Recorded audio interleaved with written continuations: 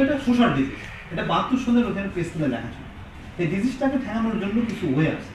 আমাদের যে আর্থিক দুরবস্থা ছিল, সকলেই হাসপাস করতো, মূল্যস্ফীতি এখনো বেশি, এটার জন্য সরকার ক্ষমা চায়। দুর্নীতির বিষয়ে আমরা অ্যাকশন নিচ্ছি, এবং যারা যারা বড় বড় দুর্নীতিবাজ, আপনার এখানে দুর্নীতিবাজ, হ্যাঁ আমি তো বলতেছি না প্রত্যেকটা দুর্নীতি খারাপ, পাপের মধ্যেই আছে কবিরা গুনাহ সগীরা গুনাহ।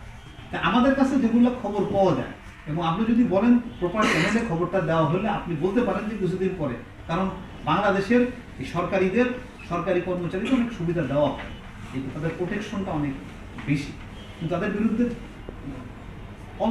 কোনো অ্যাকশন নেওয়ার পর আমি দেখছি, আমি 3 বছর আগে একটা একজন এসি নেয়, সে খুব খারাপ ছিল, আমি ভূমি বলেছিলাম, তার বিরুদ্ধে ডিবির প্রস্তাবটা এখন আমি দেখলাম 3 বছর পরে আসছে। কথা বুঝতে পারছেন? সুতরাং এগুলো হবে, এবং এটা হলো একটা সময় আমি আপনাদেরকে বলি, মানুষ তো হলো মানুষের সামাজিক বিষয় নিয়ে চলে।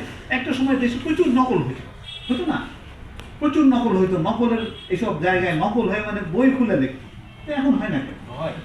হয়, কিন্তু ওই হয় দিয়ে হয় সার্টিফিকেট কিনতে পাওয়া যায়, সুতরাং আর নকল দরকার নেই। কিন্তু আপনি এইরকম দুর্নীতির বিষয়ে সারা পৃথিবীতে অনেক দেশে দুর্নীতি হয়েছে, আছে, দুর্নীতির একটা পার্সেপশন, কিন্তু লোকজন যাতে ক্ষতিগ্রস্ত না হয় এবং এটা ভিজিবল হলে, একটা কথা হলো যেখানে প্রতিযোগিতা থাকবে সেখানে দুর্নীতি এবং অথর্ব জিনিস থাকবে। তা আমরা এগুলো নিয়ে আলোচনা করি, সরকার অবশ্যই উদ্বেগের সাথে এই বিষয়গুলো নিয়ে অবলম্বন করে, কিন্তু একটা জিনিস অনেক দিন ধরে চলে আসতেছে, যে ধূমপান করে আর যে ধূমপান করে না, যে ধূমপান করে ও ধূমপান একটু দেখতে পারে, সিগারেট লাগাইলে কিন্তু আমার যদি ও সিগারেট করা অভ্যাস হয় তখন মনে হয় খুব ভালো জিনিস। তো অনেক বছর থেকে চলা, আমি টাইমটা উল্লেখ করলাম, অনেক বছর থেকে চলা এই বিষয়গুলো তো একবারে বন্ধ হবে, এমন তো না সবাই গুলি করে মেরে ফেললাম, কবর দিয়ে দিলাম, শেষ, হতো না। এই জনগণ নিয়ে তো আমাদের চলতে হবে।